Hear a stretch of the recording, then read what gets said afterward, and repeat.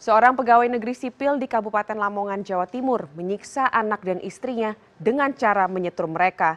Penyiksaan tersebut berlangsung hampir 4 tahun dan pelaku juga memaksa sang istri untuk merekam dan dengan kamera ponsel saat menyiksa anaknya. Pelaku akhirnya ditangkap polisi setelah kedua korban melapor.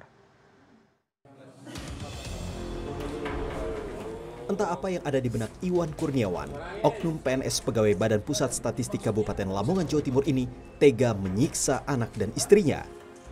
Warga Perumda dekat Kecamatan Dekat Lamongan ini menyiksa anak perempuannya berinisial AW 14 tahun dengan cara menyetrum listrik sekujur tubuh. Bahkan pelaku memaksa sang istri MKN 39 tahun untuk merekam aksi penyetruman dengan kamera ponsel. Jika sang istri menolak, pelaku langsung melakukan penyiksaan serupa terhadap istrinya. Ironisnya, penyiksaan tersebut ternyata sudah berlangsung hampir 4 tahun. Nggak ada, Pak. Untuk nakut-nakutin siapa? Nakut-nakutin aja, biar nggak diulang. Jadi nanti kalau misalnya suatu-suatu mau dilihatkan gitu? Iya. Akibat penyiksaan sadis tersebut, kedua korban mengalami luka bakar di tangan dan kaki. Bahkan keduanya kini masih mengalami trauma.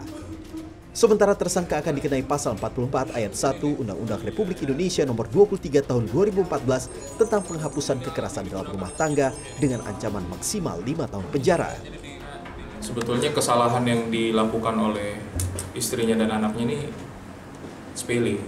Ya, seperti anaknya menggunakan handphone pada saat belajar, kemudian ada kesalahan-kesalahan yang lain tetapi langsung melakukan tindakan penyetruman.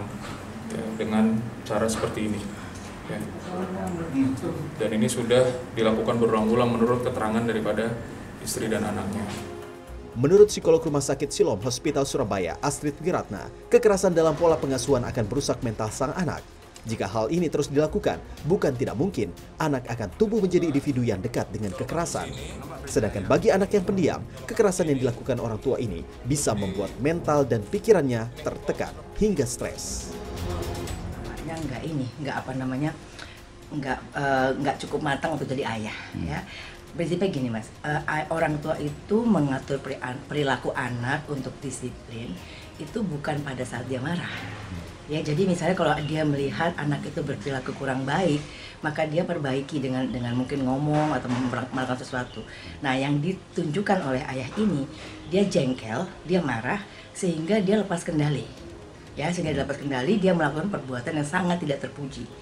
Itu bisa memberikan dampak kepada si anak. Paling sederhana adalah dendam sama ayahnya.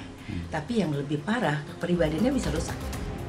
Astrid menduga selama ini tersangka juga kerap melakukan kekerasan terhadap istrinya, sehingga ia juga takut dan tak bisa melindungi anaknya.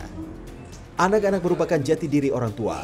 Pola pengasuhan yang sebenarnya bermaksud untuk mendidik dan mendisiplinkan anak sangat tidak dianjurkan dengan kekerasan, namun dengan kasih sayang.